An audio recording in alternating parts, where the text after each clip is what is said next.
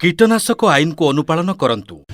जीवनाशकर सुचिंतित और सुनियंत्रित व्यवहार आमको सुफल प्रदान करिथा। किंतु जीवनाशकर बहुल तथा अनावश्यक व्यवहार परिवेश को प्रदूषित करने सह धन जीवन हानिर कारण साजिଥାଏ। 1958 मसीह ऑर्गानो फॉस्फरस कीटनाशक द्वारा सृष्टि होइथिबा खाद्य विषक्रिया केरल एवं मद्रास रे बहु लोकंक प्राणहानि घटिथिला।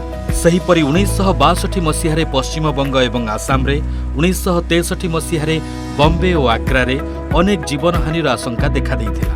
एहा द्वारा सरकार गोटे कमिटी बसई कीटनाशक उत्पादन, आमदानी, वितरण और व्यवहार को नियंत्रण करने पाई कीटनाशक आईन प्रवर्तन कले एवं एही आईन उल्लंघनकारींक पाई दंड विधानर प्रावधान रखिले। सुतरां सरकार प्रणयन करिथिबा कीटनाशक आईन केतोटी प्रमुख विषय उपरे चाषी भाई माने अवगत तथा सचेतन रहिबा बांछनीय। एही आईन बलरे कौनसी विक्रेता प्राधिकृत अधिकारींक ठारू लाइसेंस संग्रह न करी कीटनाशक विक्रय करिबा एक दंडनीय अपराध। कीटनाशक आईन अनुजाई एही लाइसेंसर अवधि रही थाए 2 गोटी कैलेंडर वर्ष एवं विक्रेता जो कीटनाशक उत्पादन संस्थार कीटनाशक विक्रय करिवे ताहा मध्य एथिरे स्पष्ट उल्लेख रहिबा बांछनीय।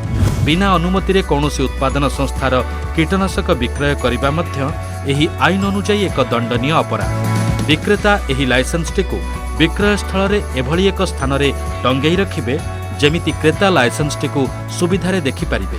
कीटनाशक खोला विक्रय करिबाकू एही आईन अनुजाई संपूर्ण निषिद्ध करा जाइछि। एणु कौनसी चाषी भाई आदौ खोला थिबा कीटनाशक क्रय करंतु नाही। विक्रेता क्रेतांको विक्रय करिथिबा द्रव्यर बिल किंबा कैश मेमो प्रदान करिबा बाध्यतामूलक एवं जेउथिरे द्रव्यर दर, नाम, बैच नंबर एवं एक्सपायरी डेट स्पष्ट उल्लेख रहिबा एकांत जरूरी। विक्रेता माने एक्सपायरी कीटनाशक आदौ विक्रय करिपारिबे नाही एवं बिक्री करुथिबा कीटनाशकर प्रिंसिपाल सर्टिफिकेट निज पाखरे रखिबा नितांत आवश्यक। नकली, त्रुटिपूर्ण तथा निषिद्ध होइथिबा कीटनाशक विक्रय करिबा एक धर्तव्य अपराध।